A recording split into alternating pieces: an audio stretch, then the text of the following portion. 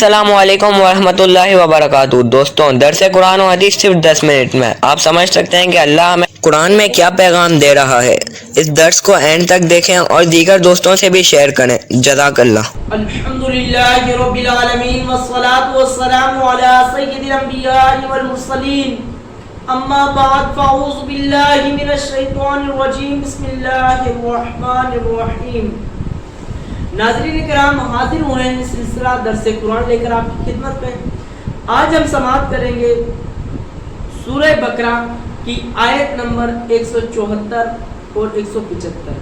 درس کو مکمل طور پر سنیے گا کہ اللہ تبارک و تعالی نے اپنے پاک کلام کی پاک آیت مبارکہ میں کیا پیغام دیا ہے۔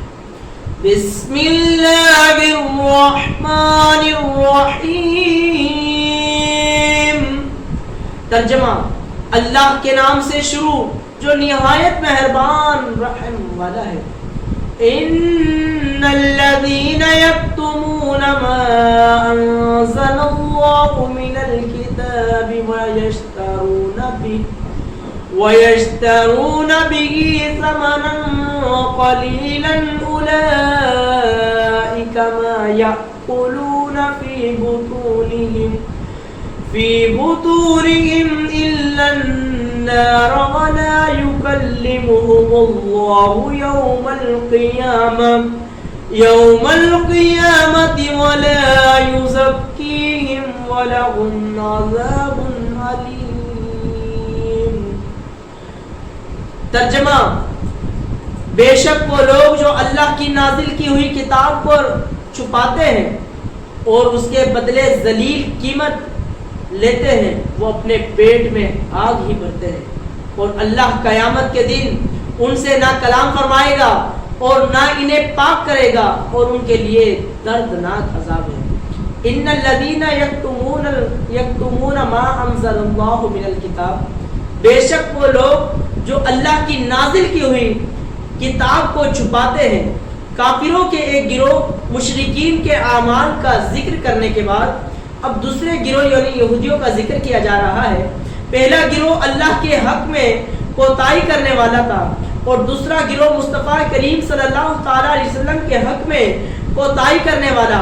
شان نزول یہودیوں کے سردار علماء یہ امید رکھتے تھے کہ نبی آخری زمان صلی اللہ تعالی علیہ وآلہ وسلم ان میں سے مبعوث ہوں گے، لیکن جب انہوں نے دیکھا کہ سرکار دو عالم محمد مصطفیٰ صلی اللہ تعالی علیہ وآلہ وسلم تو دوسری قوم میں سے مبعوث فرمائے گئے، تو انہیں یہ اندیشہ ہوا کہ لوگ توریت اور انجیل میں حضور پر نور صلی اللہ تعالی علیہ وآلہ وسلم کے اوصاف دیکھ کر آپ کی فرما برداری کی طرف جھک پڑیں گے، اور ان یہودی سرداروں اور علماء کے نذرانے، ہدیے، تحفے، تحائف سب بند ہو جائیں گے، حکومت جاتی رہے گی۔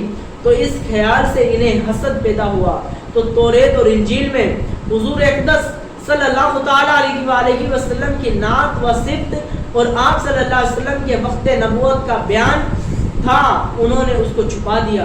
اس پر یہ آیت مبارکہ نازل ہوئی کہ بے شک وہ لوگ جو اللہ کی نازل کی ہوئی کتاب کو چھپاتے ہیں اور اس کے بدلے میں ذلیل قیمت جو ہے وہ لیتے ہیں، اور اپنے پیٹ میں آگ ہی بھرتے ہیں، اور اللہ قیامت کے دن ان سے کوئی کلام نہ فرمائے گا اور نہ انہیں پاک کرے گا، ان کے لیے کھولتا ہوا دردناک عذاب ہے۔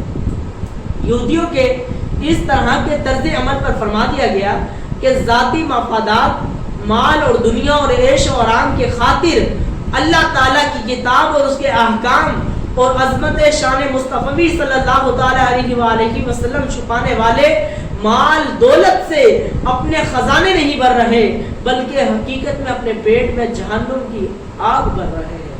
یہ حرکات انہیں جہنم میں لے جانے کا سبب ہوگی۔ قیامت کے دن یہ لوگ اللہ سے ہم کلامی کے شرف سے محروم ہوں گے، رحمت الہی سے دور ہوں گے، کفر و معصیت کی گندگی میں ڈوبے ہوئے ہوں گے، اور انہیں کسی بھی طرح گناہوں سے پاک نہیں کیا جائے گا، بلکہ جہنم میں پھینکا جائے گا۔ یاد رہے کہ چھپانا یہ بھی ہے کہ کتاب کے مضمون پر کسی اور کو مطلع نہ کیا جائے، نہ وہ کسی کو پڑھ کر سنایا جائے اور نہ دکھایا جائے۔ یہ بھی چھپانا ہے کہ غلط تعویلیں کر کے معنی بدلنے کی کوشش کی جائے اور کتاب کے اصل معنی پر پردہ ڈال دیا جائے. کہا کہ یہ بھی چھپانے کے معنی میں ہے.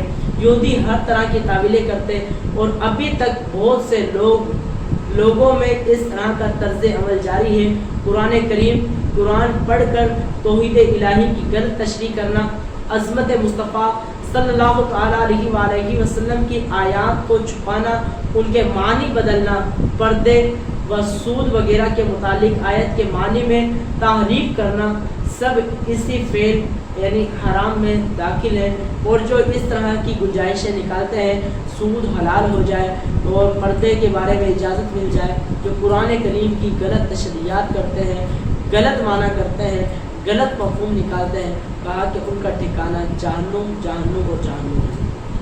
آگے فرمایا آیت نمبر 175 میں اولئک الذین اشتروا الضلالة بالہدى والعذاب بالمغفرة فما اصبرهم علی النار. ترجمہ، یہی وہ لوگ ہیں جنہوں نے ہدایت کے بدلے گمراہی اور بخشش کے بدلے عذاب خرید لیا، تو یہ کتنا آگ کو برداشت کرنے والے ہیں.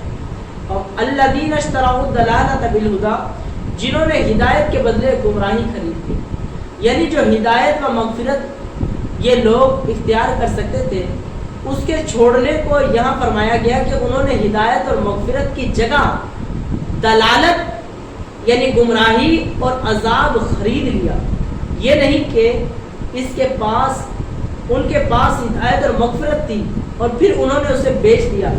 امام فخر الدین رازی رحمۃ اللہ تعالیٰ علیہ فرماتے ہیں دنیا میں سب سے بہترین چیز ہدایت اور علم ہے، سب سے بری چیز گمراہی اور جہالت ہے.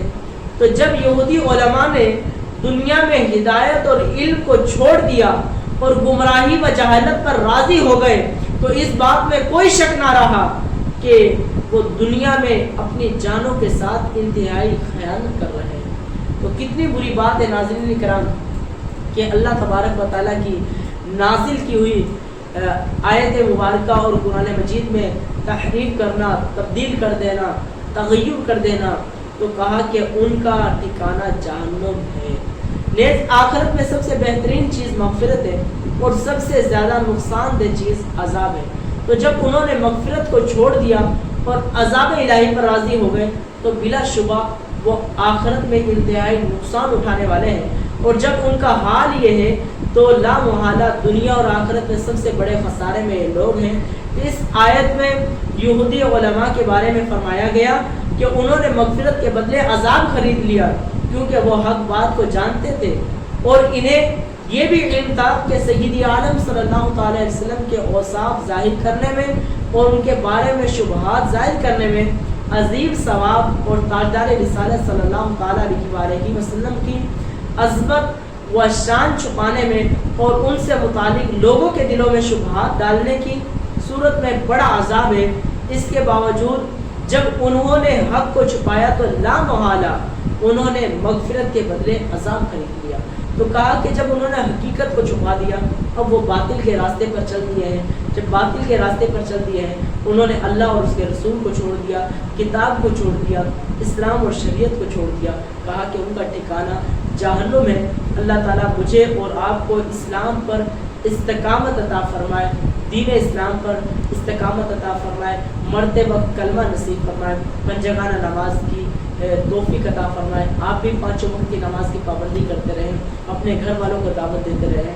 آمین بجاہ نبی صلی اللہ علیہ وسلم. برائے مہربانی اس ویڈیو کو لائک کر دیں، چینل کو سبسکرائب کر کے بیل آئیکن دبا دیں تاکہ آپ کو آنے والی ویڈیو کی نوٹیفیکیشن ملتی رہے. جزاک اللہ خیرہ. اللہ آپ کو درس دیکھنے کا اجر عطا فرمائے.